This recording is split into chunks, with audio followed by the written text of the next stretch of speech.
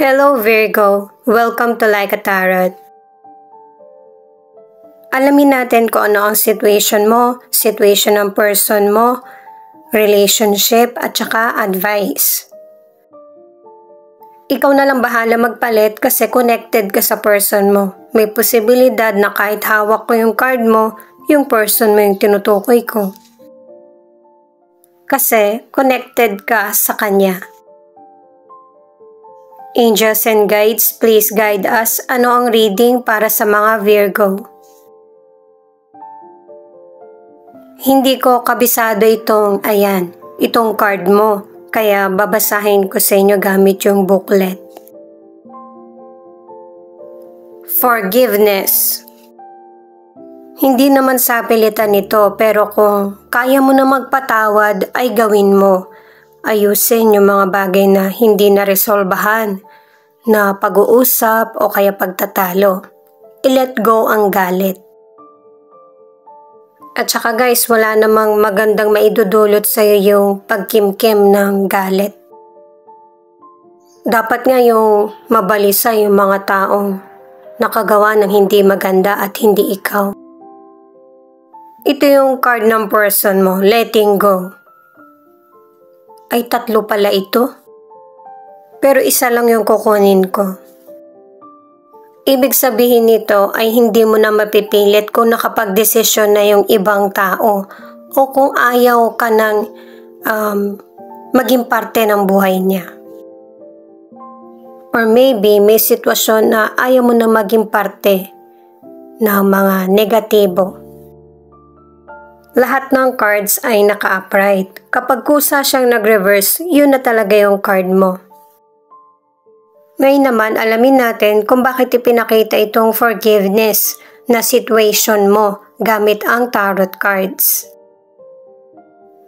Para sa mga bagong viewers, ang reading na ito ay timeless reading, general reading at guide po lamang. Hindi po magre-resonate sa lahat kaya kunin mo lang yung akma sa sitwasyon mo. At kung kailan mo napanood ang reading na ito, yon ang start ng 1-week reading para sa iyo. Ikaw na bahala magpalit kung si person mo ito o ikaw.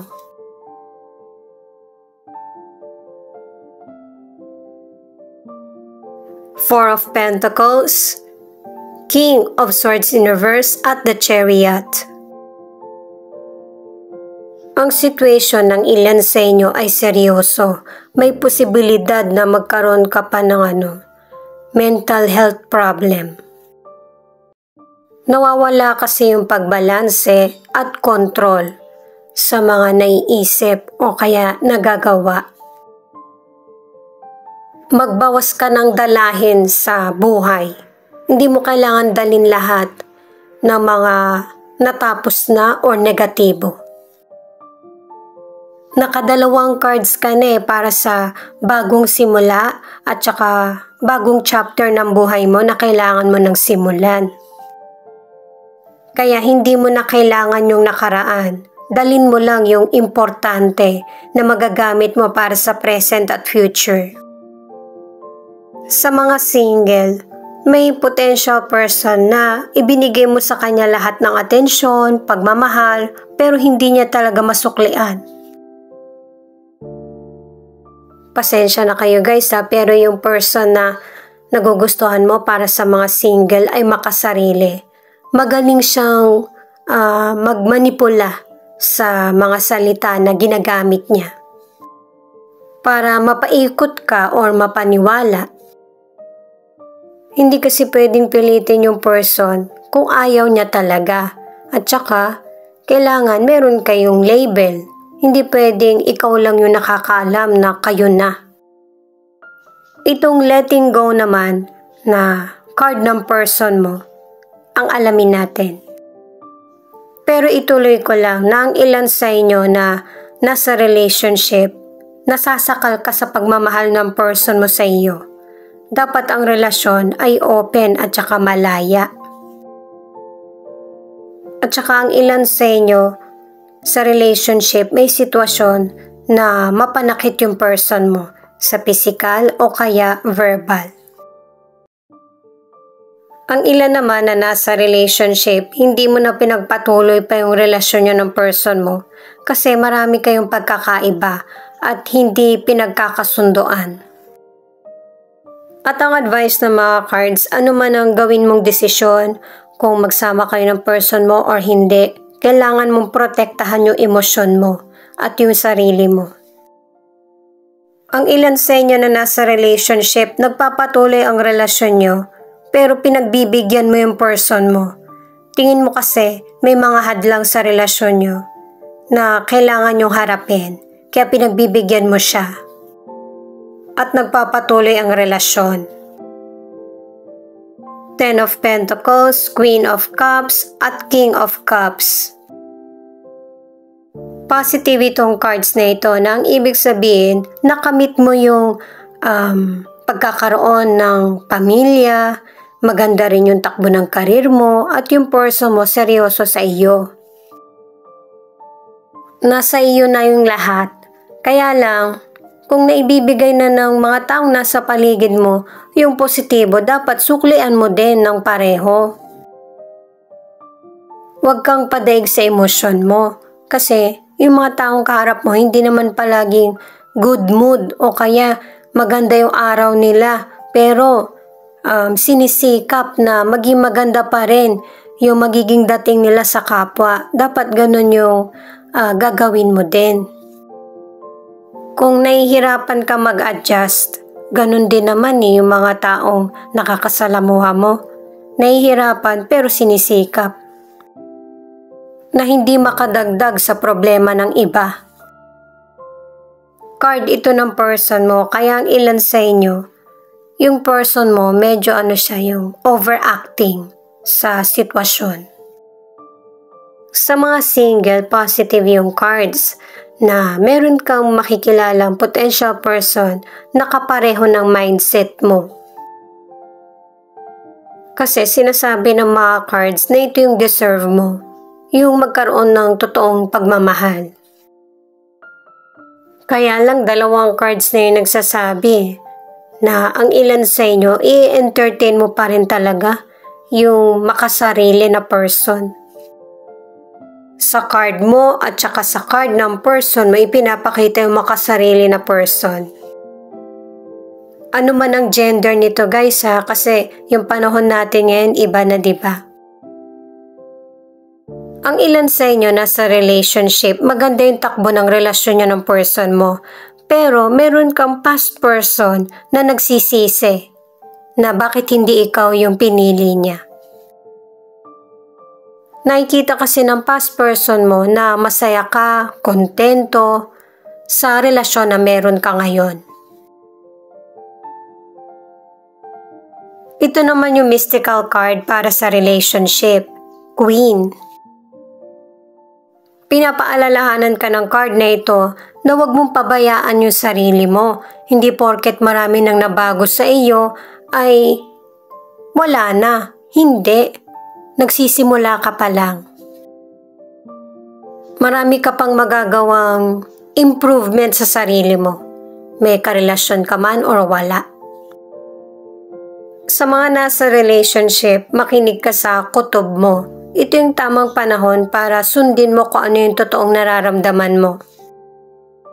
Ang ilan sa inyo na nasa relationship, feeling mo may mali sa relasyon nyo ng person mo dahil sa kakulangan sa communication.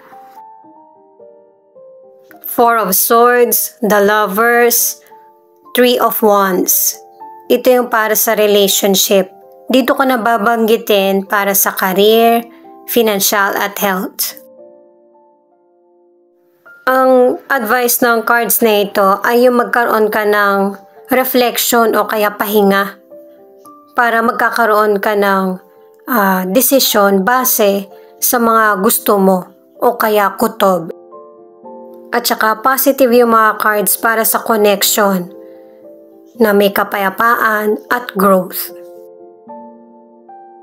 Ang ilan sa inyo sa career, kailangan mo munang mag-relax kasi nai-stress ka. At saka pinapakita rin na darating yung panahon na kapag gamay mo na yung trabaho mo, magugustuhan mo rin ito at mababawasan yung stress mo. At kung hindi ito yung nangyayari sa'yo, maybe hindi mo na ma-manage ng tama yung oras mo para makapag-relax or pahinga. Ang ilan sa inyo sa financial, yung pagkakaroon nyo ng teamwork ng person mo, ang mas nagbibigay ng kaunlaran sa inyong dalawa sa financial. Positive yung mga cards mo sa career at saka sa financial. Pero sa health, ang advice ng mga cards, huwag mong i-take for granted. Huwag mong ipagpaliban yung patungkol sa kalusugan mo. I-priority mo para maitutuloy mo yung mga plano mo sa buhay. Single ka man or nasa relationship, may connection kang binubuo na nagiging solid. Pero kailangan meron kayong kanya-kanyang hobbies. Yung magkakaroon ng kalayaan para magawa yung gusto kahit na may karelasyon. Or magkakaroon pa lang. Lalo na't ang ilang single ay ready ka na para sa commitment. At para sa mga nasa relationship, nakadalawang cards ka na meron talagang past person na tinitignan ka. Nagsisisi.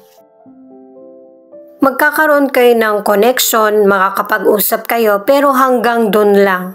Kasi determinado kayo kung anong direksyon ang gusto mong tahakin sa buhay. Itong additional card na Three of Swords, ipinapaliwanag ng card mo sa akin kung ano yung ginawa ng past person mo sa iyo. Pero ang ilan sa inyo hindi ka dito focus. Ang gusto mo yung maging independent, yung hindi ka umaasa sa ibang tao. Yung bang magkaroon ng growth at saka success. Itong the strength naman ay, kumbaga, kailangan mo maging aware sa mga aksyon na gagawin mo. At saka, kapag nakapag-decide ka na, ihanda mo yung sarili mo kung paano mo i-handle ng maayos yung sitwasyon na darating. Itong Nine of Swords naman, ang ibig sabihin ay harapin mo kung ano yung mga kinakatakutan mo. Kasi hindi ka makaka-move sa next step kung walang development. Kaya kailangan magpatuloy ka sa buhay. At saka minsan talaga guys, may mga bagay tayong kailangan i-let go. Nakadalawang cards ka na para maging okay ang lahat. Ano mang sitwasyon ito. Siya nga pala guys, marami po salamat sa mga nag-like, share, comment, and subscribe. At pati na rin po sa mga nakikinig at nanonood. San man panig kayo ng mundo, ingat po kayo palagi. Ito naman ang angel number mo.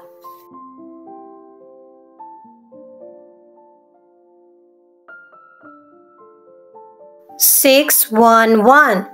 The words that you think, speak, and write are determining how things go for you, so focus on your desires and positive outcomes. Affirm, God has already prepared the way, He's just preparing you. 8-1. The number is revealing the onset of harvesting time. Work hard towards your wealth because real success begins with you.